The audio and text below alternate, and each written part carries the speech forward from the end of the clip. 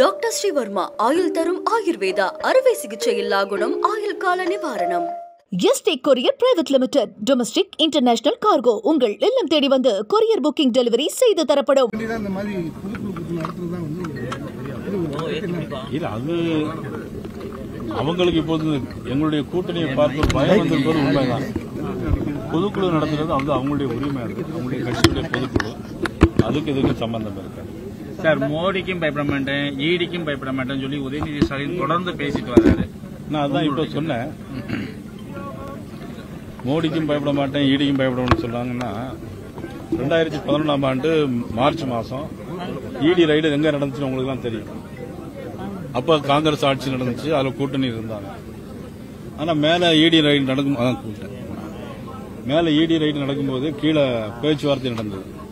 அன்னையிலிருந்து அன்னைக்கே அநேகமா உதயநிதி ஸ்டாலின் மதிப்புக்குரிய துணை முதலமைச்சர் அவர்கள் கொஞ்சம் சின்ன வயசுல இருந்திருப்பாருன்னு நினைக்கிறேன். அதனால அந்த வயசுல இருந்து பயம், இன்னைக்கு அவர் ஈடிக்கு அந்த பயம் இன்னும் வரை இருக்கு.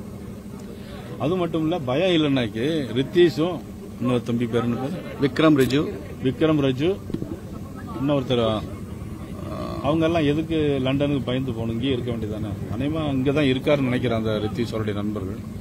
அவருடைய நண்பர்கள் அவர் கூட கூட்டிட்டு அலையலாம்ல, பயம் இல்லைல்ல. அப்ப அவங்கள நண்பர்களை எதுக்கு விலைக்கு வைப்பானே, லண்டனுக்கெல்லாம் போய் ஒழிச்சு ஓட சொல்லுவானே. ஒருத்தர் பெங்களூர்ல இருக்காருன்னு செய்தி நேற்று லேண்ட் ஆயிருப்பாருன்னு நினைக்கிறேன். ஒருத்தர் எல்லாரையும் பார்த்துட்டு தான் இருக்கிறோம். அப்ப பயம் உள்ளவங்க எதுக்கு நம்முடைய நண்பரை எதுக்கு லண்டனுக்கு அனுப்பணும், கூட உள்ளவங்க கூட வச்சுக்கலாம்ல. இந்த முருகபக்த மாநாடு எந்த அளவுக்கு நமக்கு, அதாவது தேர்தலை எதிரொலிக்கிற மாதிரி இருக்குமா?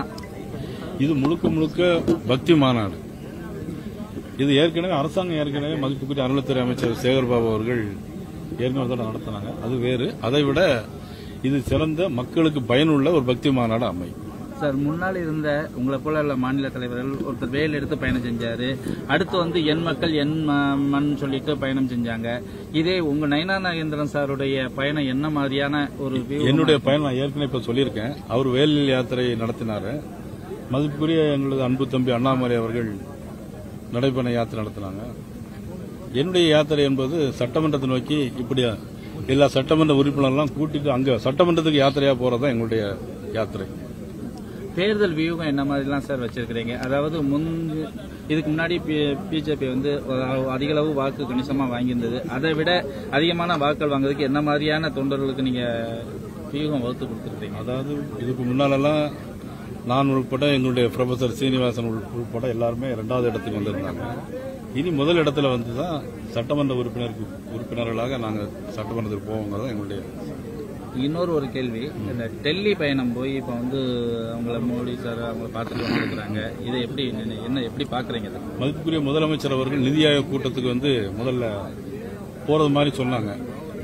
அதுக்கப்புறம் அது போறது மாதிரி இல்லைங்கிற ஒரு கருத்தை சொன்னாங்க. அதுக்கப்புறம் உள்ள சூழ்நிலையில அடிப்படையில் எதற்காக போனார்கள் நீங்க அவர் முதலமைச்சரை பார்த்து கேட்டா கொஞ்சம் விளக்கமா சொல்லுவாரு. பிரைம் மினிஸ்டர் மோடி அவர்களை தனியாகவும் சந்திச்சு பார்த்தாங்க. அதுல என்ன பேசுறீங்கன்னு நீங்க முதலமைச்சரை பார்த்து நம்மளுடைய மீடியா ஊடகங்கள் கேட்டாக்கே தமிழ்நாட்டு மக்களுக்கு விளக்கங்கள் தெரியும். நீங்க கேட்கிற விளக்கம் உள்பட அந்த விளக்கம் நமக்கு இல்ல. கடிதமே எழுதிட்டு இருந்தவர் இப்ப நேர பார்க்கறதுனால ஈடிக்காக போய் பார்த்திருப்பாங்க அப்படின்னு சொல்லி சில ஊடகங்கள் பேசிட்டு இருக்காங்க, சமூகர்கள் பேசிட்டு இருக்காங்க. என்னுடைய எண்ணம் அதுவா தான் இருக்கும்னு நினைக்கிறேன். நன்றி. டாக்டர் ஸ்ரீவர்மா ஆயுள் தரும் ஆயுர்வேதா அறுவை சிகிச்சையில்லா குணம் ஆயுள் கால நிவாரணம். Yesterday courier private limited domestic international cargo உங்கள் இல்லம் தேடி வந்து கொரியர் புக்கிங் டெலிவரி செய்து தரப்படும். என்றும் உங்களுடன் மை இந்தியா. முக்கிய செய்திகளை உடனுக்குடன் தெரிந்து கொள்ள சப்ஸ்கிரைப் பண்ணுங்க, பெல் பட்டனை பிரஸ் பண்ணுங்க. என்றும் உங்களுடன் மை இந்தியா.